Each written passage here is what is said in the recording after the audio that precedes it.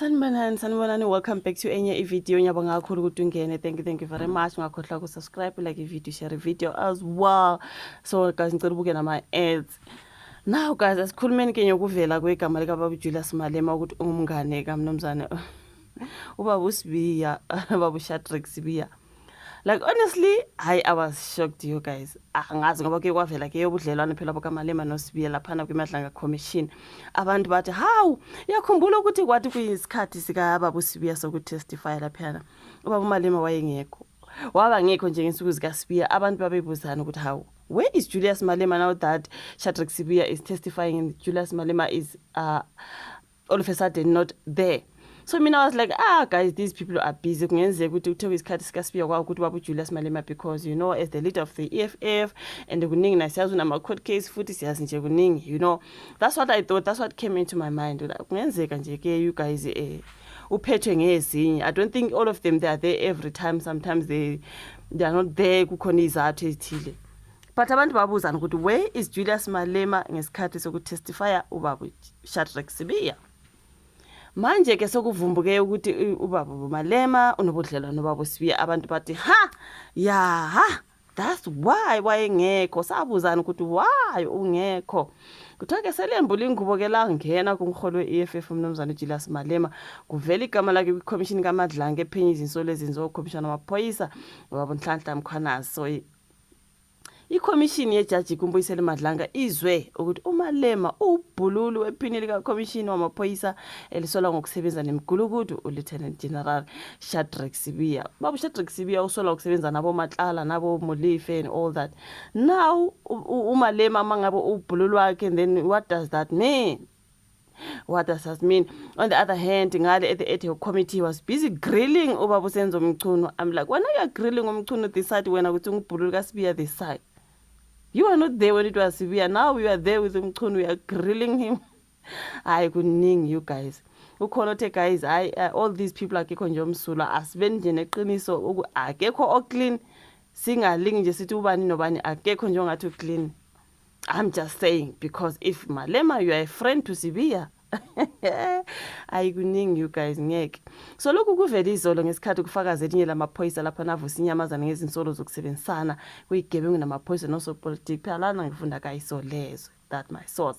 Iphoyisa igama lalo ke ligodliwe litheke latshelwa umphathi wabaphenyi eGauteng uMajor General Richard Shibiri ukuthi uMalema uzwana noSibiya.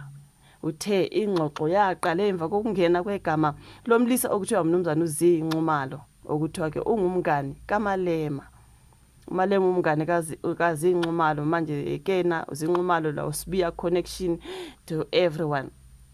uShibiri wangitshela ukuthi enye insizwa yomZulu ende uZinxumalo ingumngane omkhulu kaMalema, wathi uMalema yena ungumngane noGeneral Sibiya. Ufakaza kazange anabe ngobudlelwano bukaMalema noSibiya. Okuqaphelekayo ukuthi uMalema kazange alubhade eParliament ngesikhathi uSibiya ayivele phambi kwekomiti elikhethekile eliphenya izinsolo zikaMkhwanazi. uMalema uyingxenye yekomiti laseParliament eliphenya izinsolo like I'm saying, he was grilling uSibiya, but he failed to come and grill. He was grilling uMchunu, I'm sorry. He was grilling ubaba uSenzo Mchunu, but he failed to come and grill uSibiya. He just like removed himself from the situation. uSibiya wavela phambi kwekomiti izinsuku ezimbili. uMalema kazange afike akuzona lezo nsuku ezimbili. Wabhala ezinkundleni zokuxhumana ukuthi ngeke abe kweParliament kodwa akangazibeki izizathu zokungafiki kwakhe. Phela kukhona umbhululu wami lapho ngeke ngimpheke ngembuzo. So I'm deleting myself from the situation. Ufakaza uphinde waveza ukuthi uSibiya wayehleze ebabuza ngokuqhubeka kophenyo ecaleni likasomabhizinisi oboshelwe uxhaxha lwamacala okukhona kuwo na ukubulala uMnumzane uKatiso KT Molife. Wathi Malema, we don't know this man, my Khuluma Katiso Molife. We only know him as a businessman. Okay? Ufakaza uthe batshela ukuthi uMolife usondelene nezikhulu eziphezulu emaphoyiseni. uMolife waboshela icala lokusoconga unjiniyela okusola ukuthi wayeveza inkohlakalo eyenzeka ngase-Transnet ubaba Amanda Swart. Inkampani kaMolife yayithola amathenda kwaTransnet. uMolife wagcina seyamaniswa ke namanye amacala njengamanye ngaphandle kwebail, especially kaDJ Sambari and all. ufakazi uveza ukuthi umulifi wakwazi ukuze athole ibail. Sizwile ukuthi hey, the envelopes have been flying left, right and center. Khona Mikli and Kuri bathi envelope, ukhulume nge-envelope. Ubaba uwitness A wathi hey, kwathiwa bazonikezwa envelope wavele wakwazi ukuthi it's a bribe. Ufakazi uveza ukuthi umulifi wakwazi ukuze athole ibail, uphinde waveza ukuthi izikhulu zamaphoyisa zazama ukuphazamisa uphenyo ecaleni likamulifi.